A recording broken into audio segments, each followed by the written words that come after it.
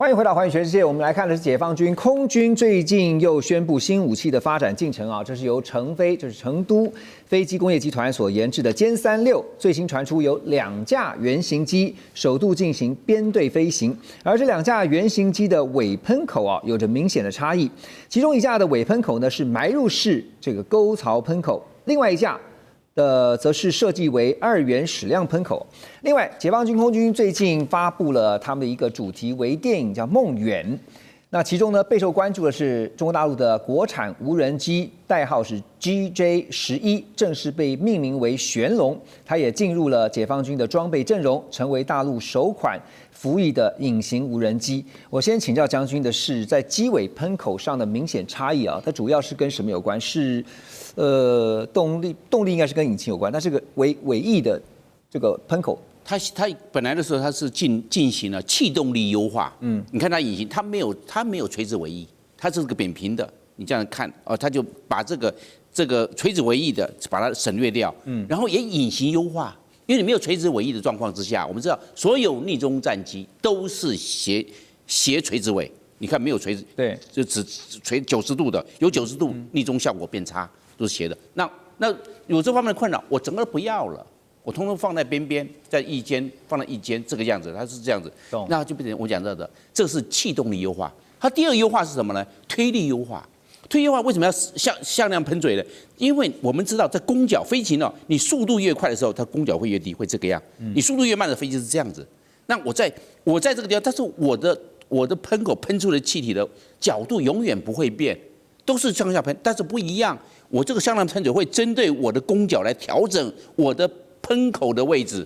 哇，这样子变成推力最优化。在电脑经过换算，我这个就自动调整，不是人控制，是我们讲的线控制，电脑控制，那就变成推力优化。推力优化它因为它这个我们讲的歼36是全世界第一款3个发动机的歼击机啊，战斗机啊。以前都是就双发动机或单发动机了，没有3个发动机，因为它背上还有，所以这可以增加在空中的缠斗力。这个我们可以讲增加空中的速度，还有我们讲的节油，就是说我的航程会变远，我可能可以到达4000公里、5000公里，我可以做长程的这种攻击，或者是渗透轰炸。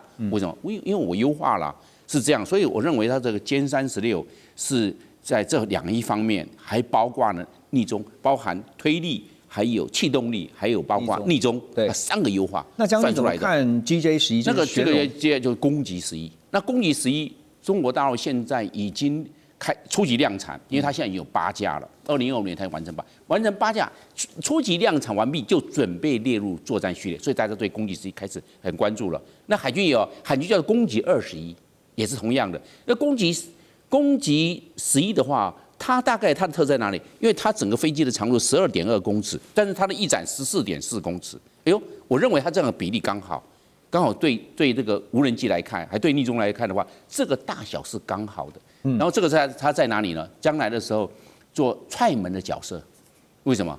因为它里面还有2个弹舱分开的，2个弹舱跟4个挂架，那我就2乘4等于8个挂弹，8个那个你挂那么多干嘛？我好踹门啊！那为什么要派你踹门？因为你你逆中又没人，那换句话说，我只是装备损失啊。对，震动轰炸这个实施完毕之后，踹门完毕之后，可能后面的歼16也好，或者它的这个苏凯3洞下去做攻击。了解。他把那你踹门踹什么门啊？踹瞎，打雷达，打通讯站。雷达一打坏之后，追踪雷达、所有雷达都打掉了，没有了。那这样的话，那后面的进去的话，人家瞎子啊，你就可以进去如入无人之境，做一个我们讲的战场主角，或者是密支支援作战就可以了。所以攻击11它是在这个地方，那这个空军做完了，那海军要用啊。所以海军只是这个结构，为什么？因为它要上航母，所以它结了起落架强化，另外一个抓了那个我们叫做捕捉钩。他好像就刮那个。就除了飞机之外，哈，现在除了飞机的试飞，哈，我们要来聊的是说，歼36就是我们刚刚说密集试飞。另外呢，成飞也在规划建设就空天装配基地，预计要投资4.22亿人民币。然后呢，新征收机场周边工业用地有200多亩啊，建设一个空天装备的装配厂房。这个新的厂房将会用来作为浩龙这个货运航天飞机一些空天装备的研制生产基础。而浩龙呢是大陆自主研发的第一款可以重复使用货运航天飞机，是由成飞设计研制的，特别为商业的航天空间站，就是太空站呢，低成本的运输系统而打造。所以现在中国的2大飞机的厂商啊，包括了成飞也好，沈飞啊，因为沈飞去年也在打造27万平方公尺的新厂房，拼命的扩厂。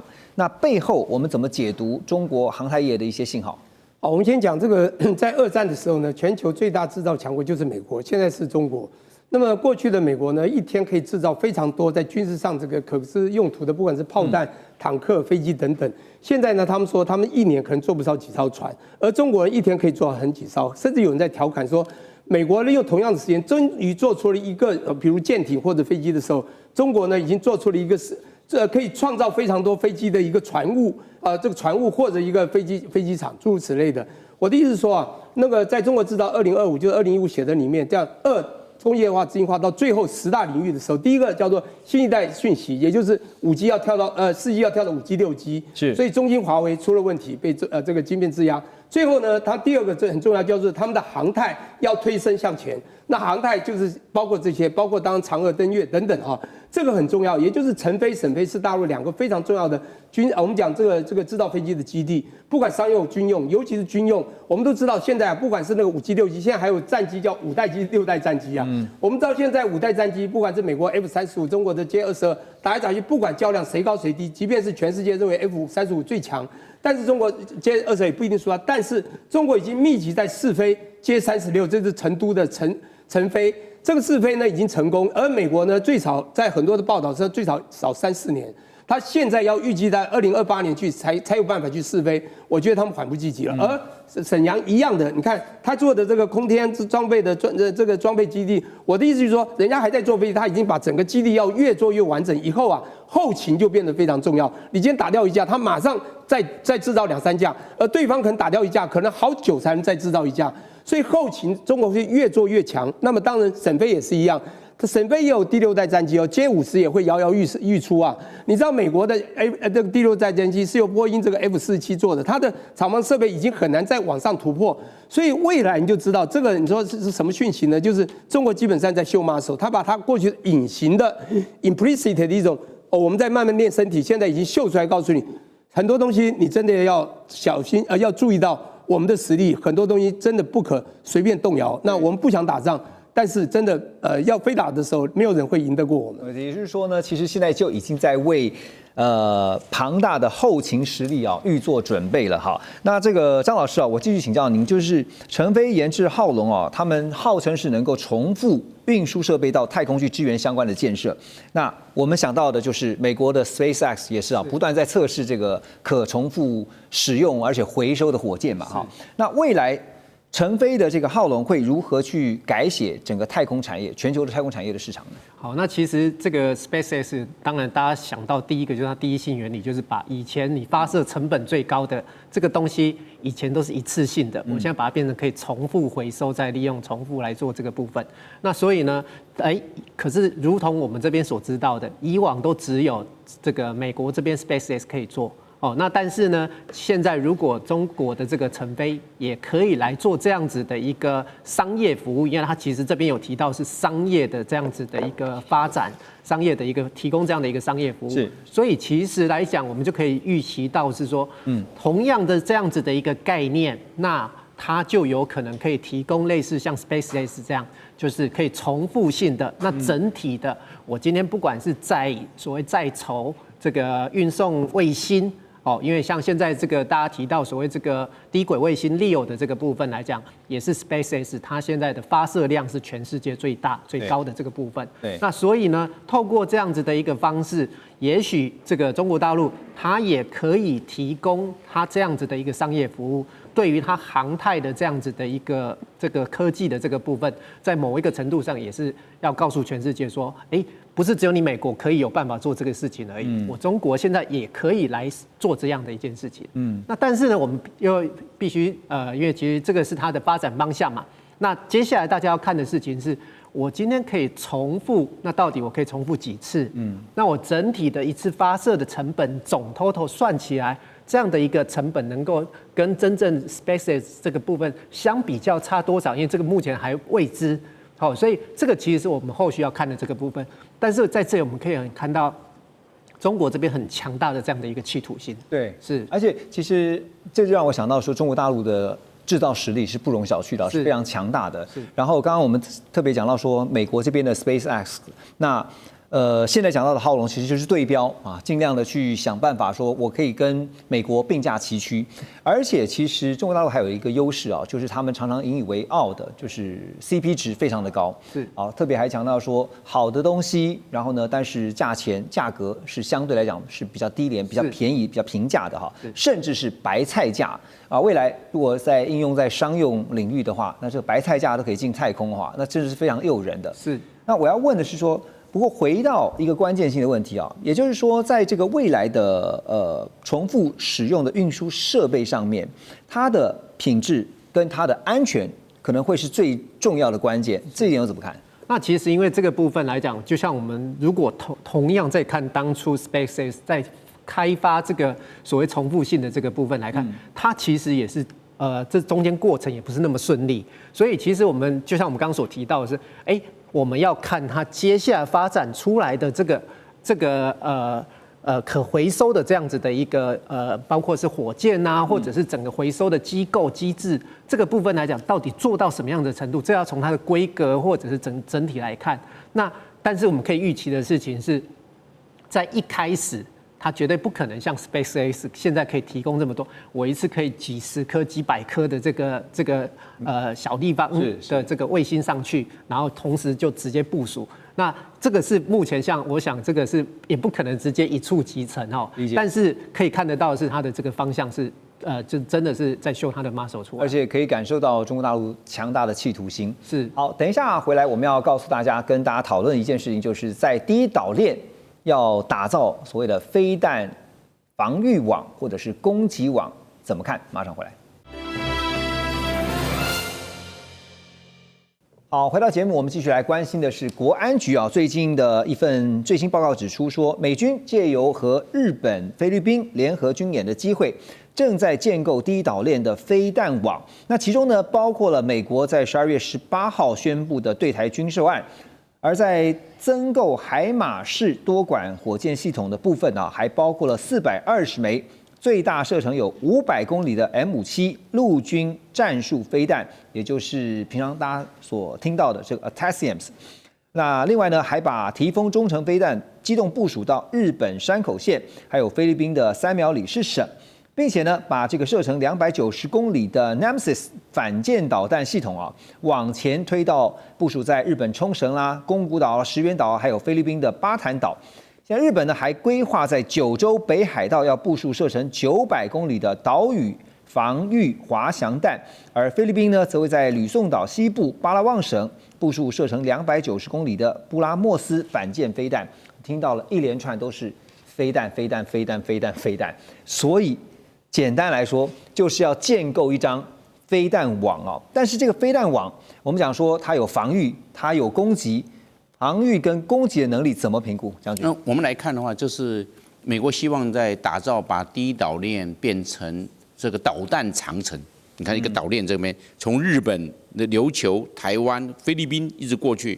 那变成一个导弹长城，一个刚好一个锁链，因为现在飞弹的射程越来越大了，不管是这个地对地飞弹或反舰飞弹，它的整一个包络线跟这个包络线重叠，对，这个包络线跟包络线几乎就连在一起了。你看它重叠的范围越大，表示它越密。对，因为它的射程都已经超越了嘛，大家彼此涵盖，你涵盖我涵盖你，那整个一个网从第一岛链，你从北海道一直拉到包含菲律宾，你的往南边的话，就是我们所讲到的婆罗洲，是不是？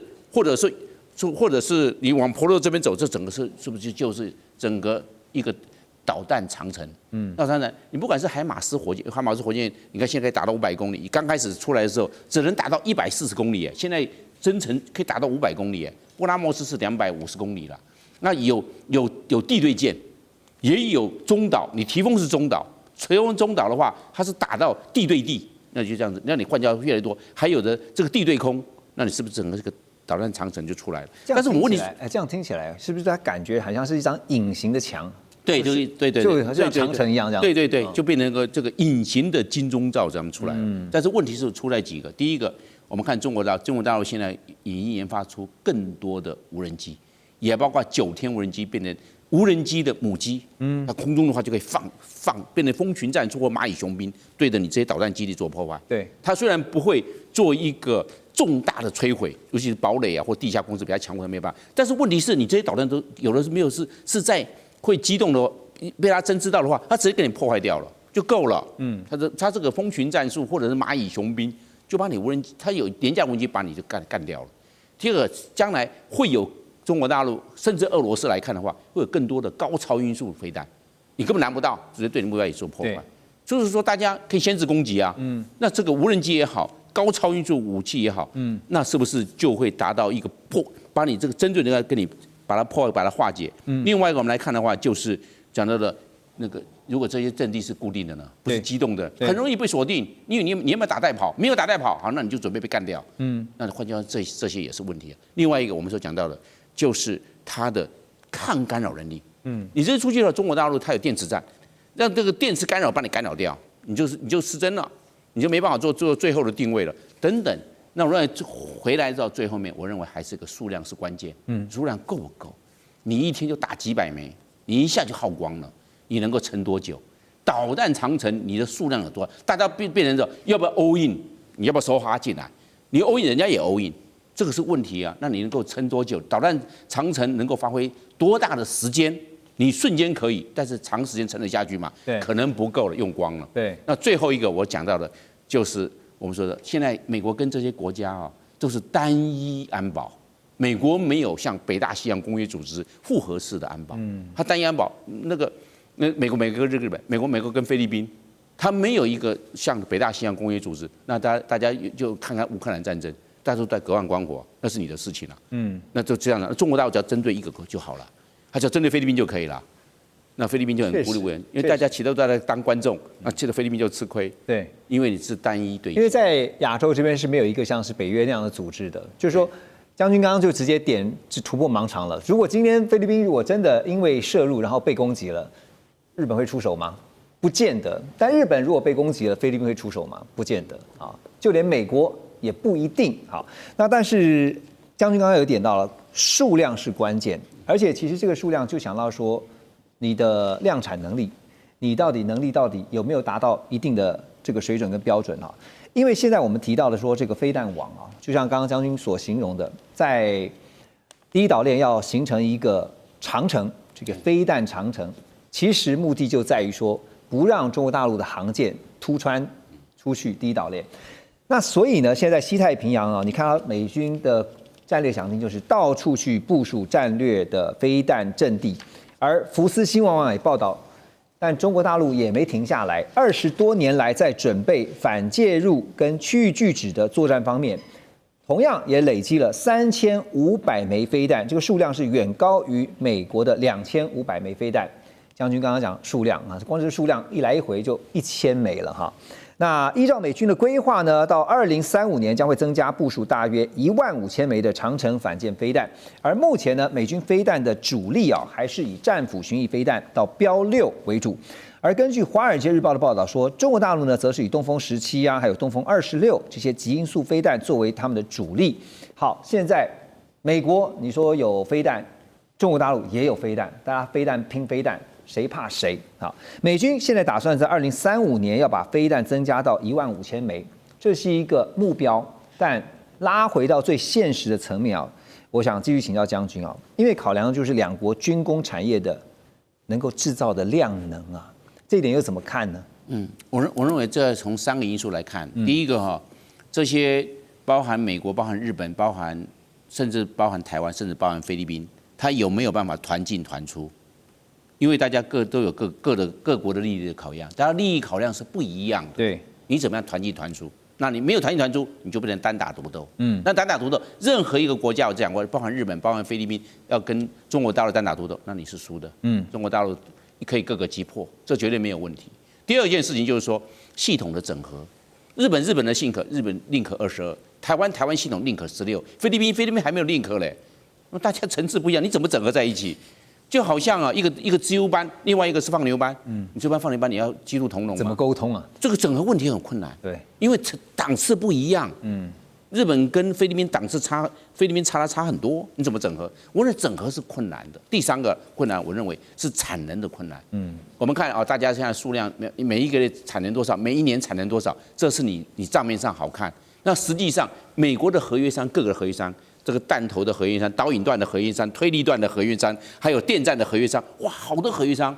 你怎么整合？对，有的生产的快，有的生产的慢，对，有的它要智慧财产权保护，有的它是可以做局部的释出跟开放。哇，你这个问题是你要，我们知道按照一个短板理论啊，这个木桶它能够说那个水的量是以它最短的那一根来决定它的储存量。那短板的你那个短板嘛，你那个快没有用啊。但是这个最后，就我们跑步的时候测那个体测的时候，是最后一个到达的算成绩。你跑快前面那不算，是最后一个通过这个线才算。是短板理论就会限制到美国的产能，所以我们看账面上是客观。实际上并没有那么乐观。对，而且其实我们讲到飞弹哈，这不但是比拼数量，还比精准度哈。张老师，我继续请教你，就是因为面对中国大陆的极音速飞弹的这个科技不断的在突破，再加上别忘了中国大陆还有北斗卫星啊，那个北斗卫星的定位是非常准确的，所以实力都不容小觑。中美两国的飞弹在精准度上这个比拼啊，您觉得会取决于哪些关键的科技？好，那其实因为就像飞弹，第一个我要飞得快，第二个是我的准度要够。对，那准度要够，并不是我们所想的说我只要这个定位系统够准就好，因为它其实还牵涉到，其实因为像现在的武器，我想已经是到这个就是非常的高科技，它并不是只有你告诉它的坐标而已，它就直接去打。其实它还牵涉到后段的这个部分，包括说，这个有所谓的主动雷达，或者是成像，或者是雷射导引等等这些相关的这个部分。是。那你怎么样子能够到最精准哦，就是能够最准确的这个位置？那实际上来讲，这个并不是只看说我的这个卫星定位系统这样子的一个概念而已。那同时呢，我们的这个武器，所谓飞弹，因为它其实我们这个非常高速，那同时也是非常高温。那先前我们也在讨论，在这个武器系统为什么跟半导体有关？因为我们都想到说，为什么一般的这种飞弹武器都是成熟制程，为什么会跟先进制程？为什么需要这个3奈米、2奈米的？因为其实现在很多我要做这个计算，我要这个模拟的这相关的这个部分，要算力，我要可以做及时的反应。